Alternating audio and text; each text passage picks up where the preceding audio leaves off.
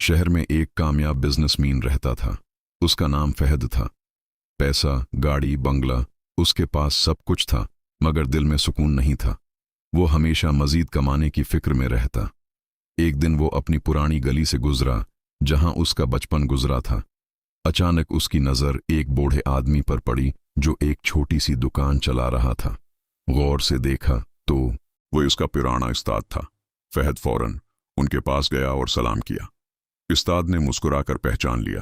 फहद ने पूछा, सिर, आप यहाँ? आपने तो हमें बड़े ख्वाब देखना सिखाए थे। उस्ताद ने नरमी से जवाब दिया, बेटा, ख्वाब बड़े देखो मगर दिल छोटा ना होने दो। फहद कुछ लम्हे खामोश रहा।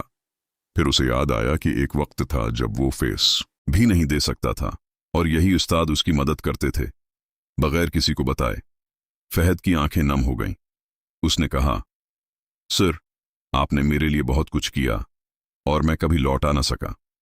उस्ताद मुस्कुराए, मैंने तुम्हें कर्ज नहीं दिया था, इंसानियत सिखाई थी। अगर लौटाना चाहते हो तो किसी और की मदद कर देना।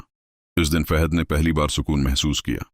उसने फैसला किया कि वो अपनी कमाई का कुछ हिस्सा जरूरतमंद लोगों पर खर्च करेगा। कुछ महीनों बाद वही फहद जो सिर्फ पैसा कमाना जानता था, अब दूसरों के चेहरों पर मुस्कुराहट लाने लगा।